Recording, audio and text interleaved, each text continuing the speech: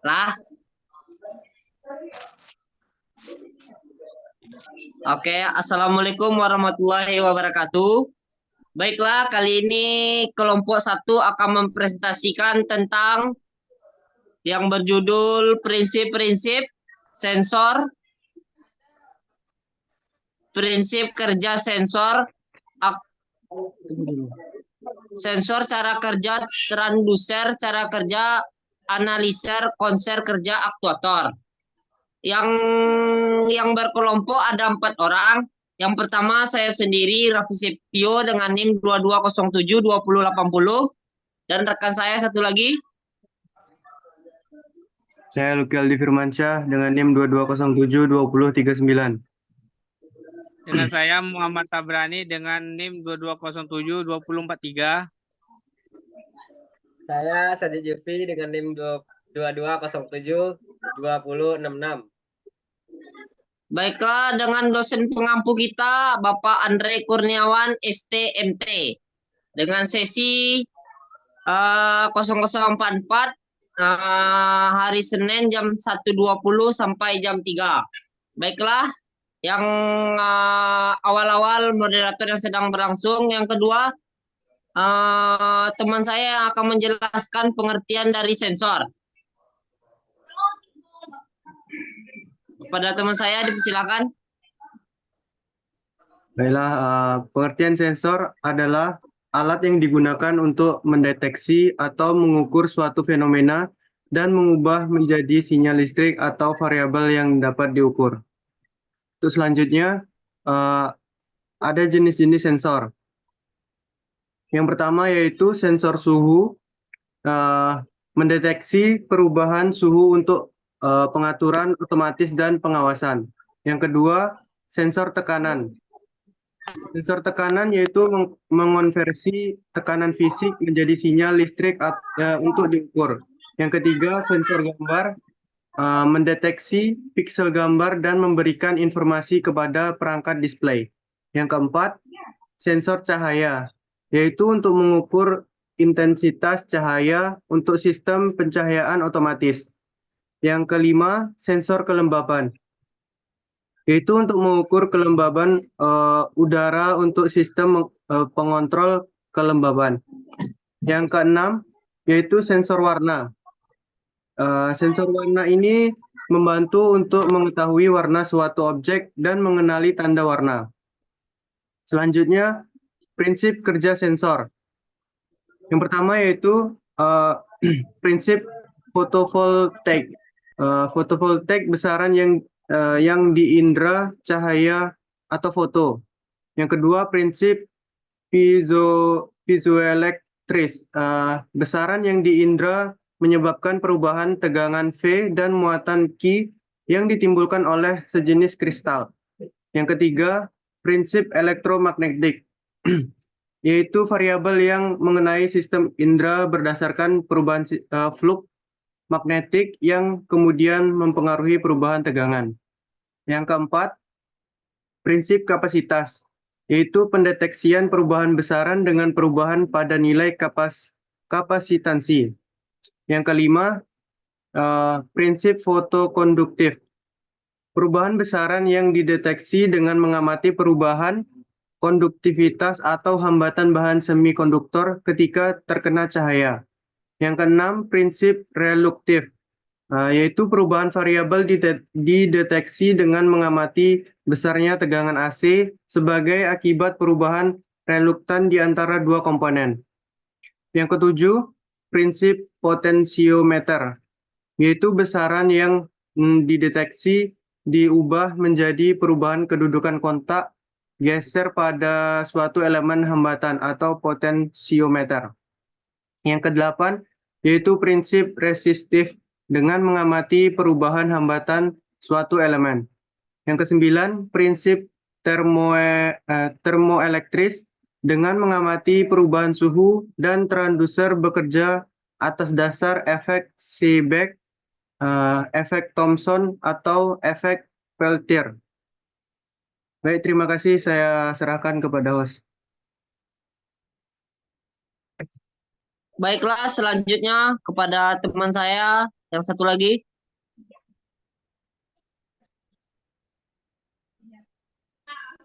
Pi, baca Pi. Baiklah, ternyata saya sendiri.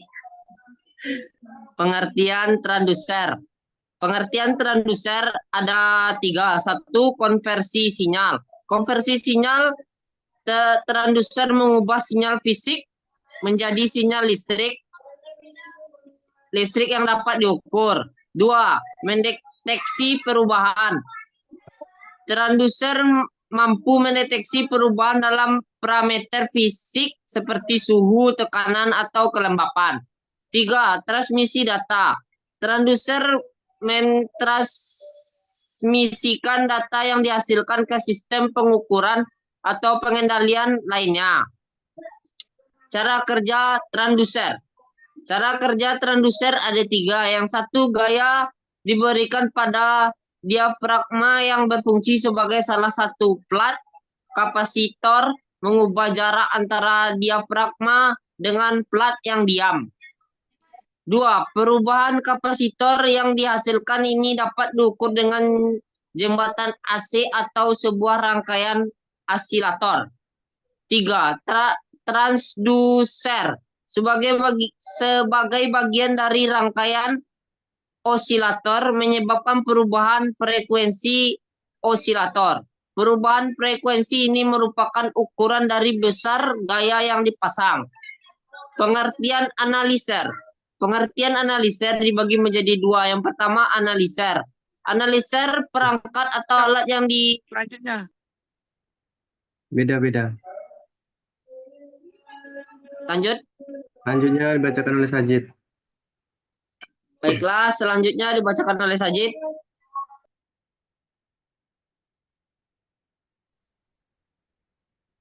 Baik, pengertian analiser. Analiser adalah perangkat atau alat yang dirancang untuk menganalisis atau memproses informasi, data, atau sinyal yang diterima dari suatu sumber.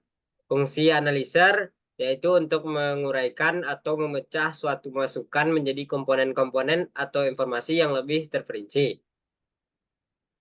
Lanjut. Jenis-jenis analiser. Yang pertama ada spektrometer, yaitu mengukur cahaya yang diserap atau dipantulkan oleh zat kimia. Yang kedua ada kromatografi, yaitu mengidentifikasi komponen-komponen campuran berdasarkan pergeseran fase. Yang ketiga ada spektrometri massa, yaitu mengukur massa-massa atom atau molekul dari sampel zat kimia.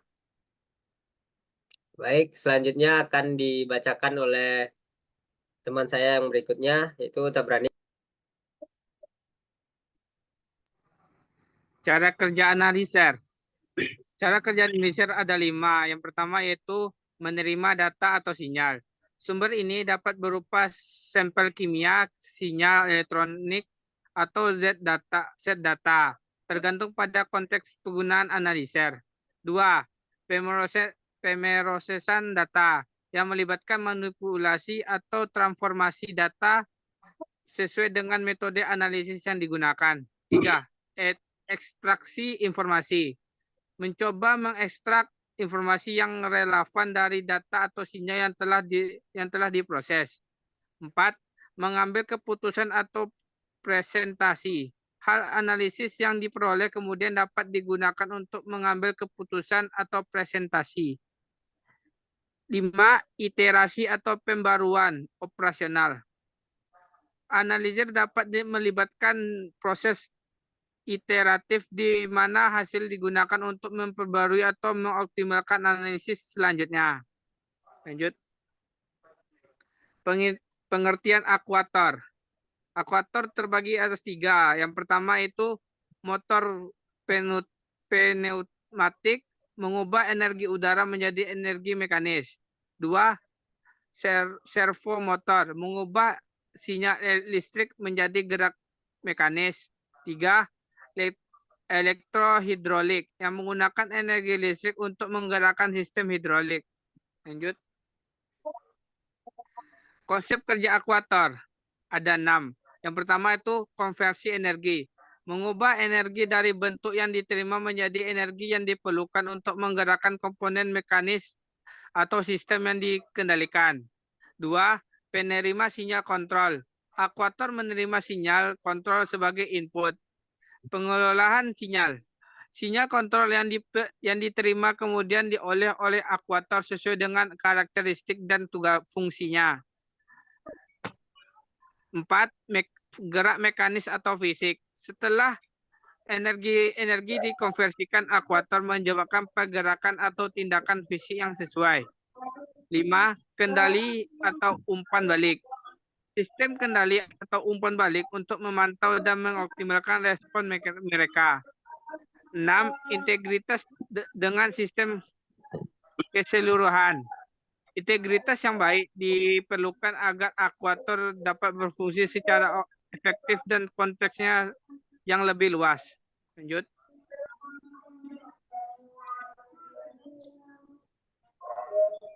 Saya akan kembalikan kepada host.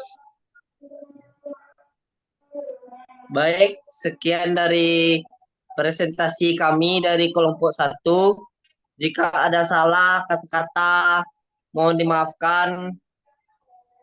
Sekian dari saya host, kembali kepada teman-teman. Apakah ada yang ditambahkan lagi? Ya. Oke, sekian dari kelompok saya, kelompok kita, kelompok 1.